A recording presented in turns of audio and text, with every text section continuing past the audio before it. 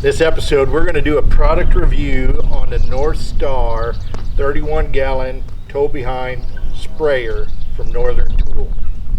Stay tuned. Stay with us.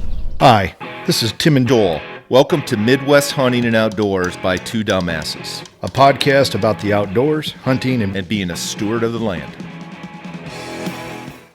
Welcome to Midwest Hunting and Outdoors by Two Dumbasses. In today's episode, we're going to be talking about the Northern Tool North Star 31 gallon sprayer. We're going to go through, talk about some of the pros and cons, specifications, but first let's go outside and take a look and see this sprayer. Well, this is the North Star 31 gallon tow behind sprayer from Northern Tool. I thought I'd just take you through just as is, and this is on this product, and I've had this about 4 years and they still sell this.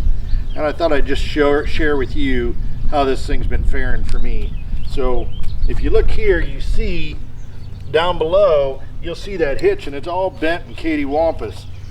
So the reason it's bent is if you're not on level ground and an even surface, what's going to happen is this thing's going to get top heavy and it's going to roll on you.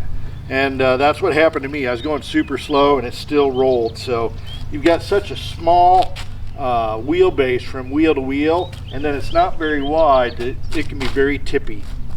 Another thing here is you see it does come with a spray wand, but you might ask yourself, hey, what happened to that? Well, it's got a little connection right here, and when it rolled, it took that right along with it and bent it. So I now need a new wand for this sprayer.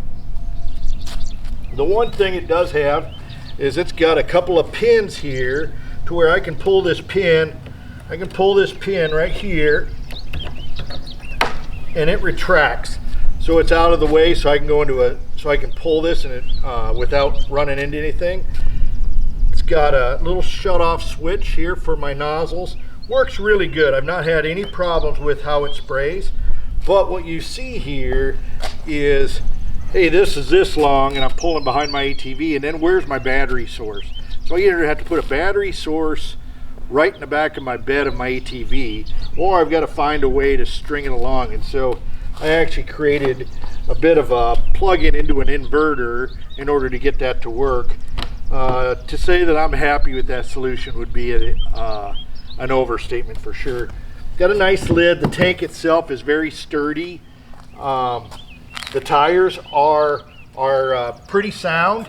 They're air based, but again, you're talking a very narrow piece for something that's 250, 300 pounds on top. So looking to do some alternatives. It's not a throwaway. The pump itself, 2.2 gallons per minute. It's adjustable PSI. I'm very happy with the pump. It just needs some work, and we're going to redesign this. So stay tuned with that.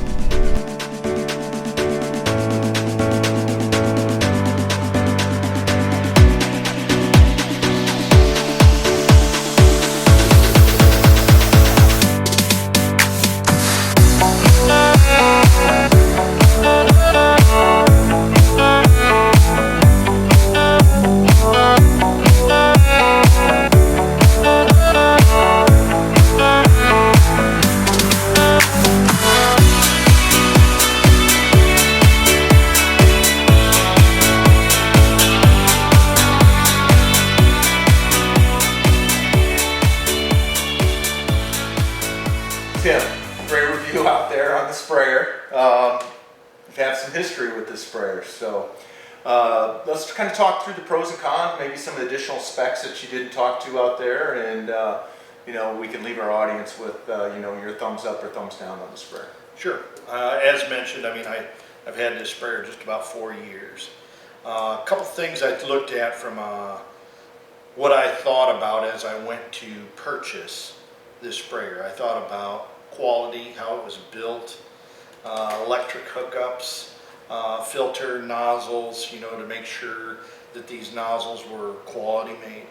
I looked at cost, capacity. So when we talk about capacity, what's the volume, gallons per minute, the width, and then application. Is it a boomless? tow behind. Um, Tow behind versus sitting in the back of your ATV. Tank capacity was another consideration because I do a lot of 2-acre plots. And then 31 gallons is a pretty big tank. Is still be called portable, you know. So Yeah. that's good. That's good. And then purpose, my purpose is really food plots. Food plots, it's what we do. The miss, I had a miss. So one of the things I did not take into consideration was terrain. So where we live, a lot of hills, and then our surf hills, and then on top of it, if you're disking or tilling, it can be kind of bumpy. So that was my miss when I purchased this. Yeah, I mean, and we've looked at it, and actually we're going to have another episode on this, right? Of kind of making some modifications to this to work for you. But that's down the road. Let me ask you this: you're towing behind. You use an ATV. Yep, side by side. It's a side by side. How hard is it? Can you even see the sprayer out the back of your window? Or You cannot. okay, You to me cannot. that would be. It's a big deal. I would struggle with that. Yeah. So you really having faith that it's working and everything's going okay. And I've got a rear view window, or mirror, excuse me, and no, you cannot see it. Okay. And it's very tight to the ATV, so you have a tailgate down, and you can't really put the tailgate down because it interferes if you turn, so that's not really an option. Yeah, I think that tow bar on there is 2 feet max, maybe even less than that, 18 inches. Yeah. It's pretty tight right up to the side by side. Okay.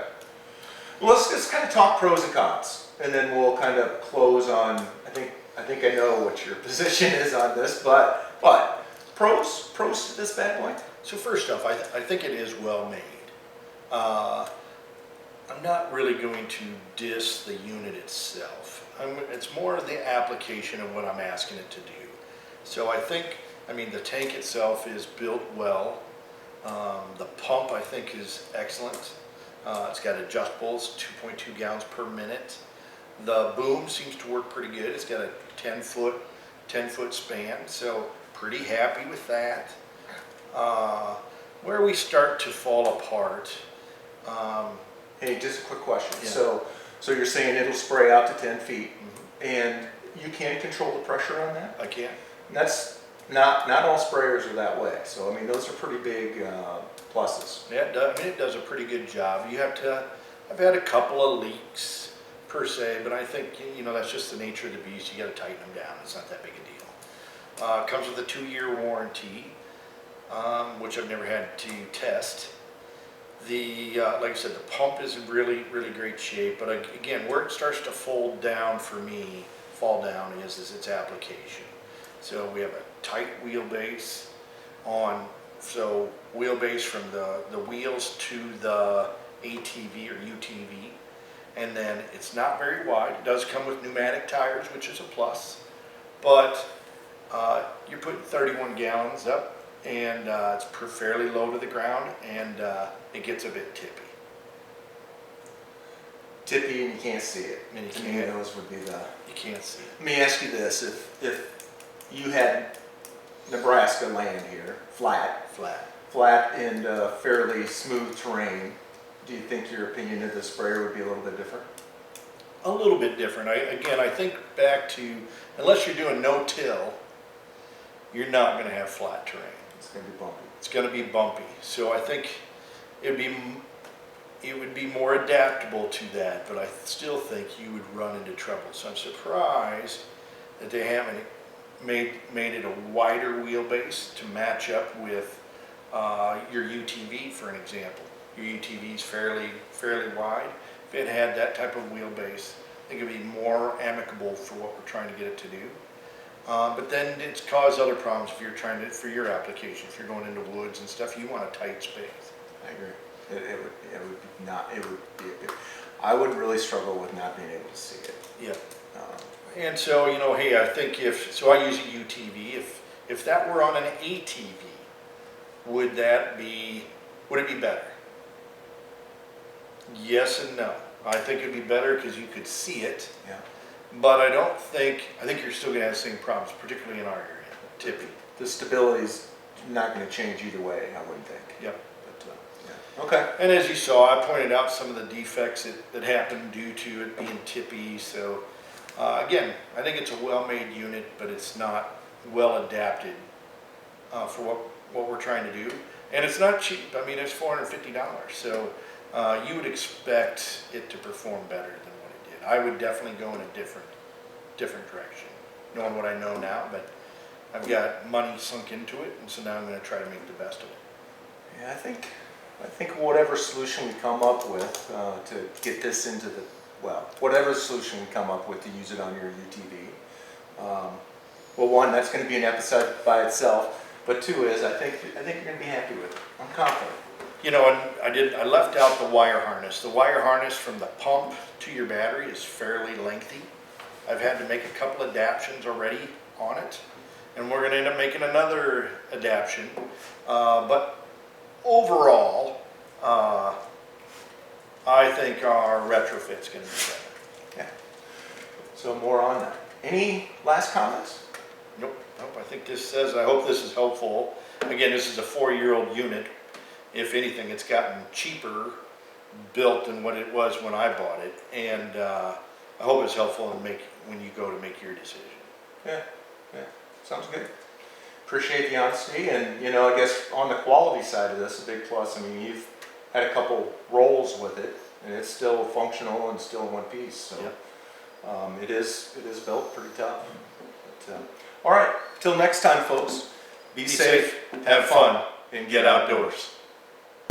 Thanks for listening or watching our show. We have some exciting topics and guests coming up. We ask that you subscribe to our channel on YouTube and follow us on Twitter, Instagram, and Facebook. We look forward to hearing your suggestions for topics, Questions and comments. This is Two Dumbasses signing off. Until next time, be safe, have fun, and get outdoors. outdoors.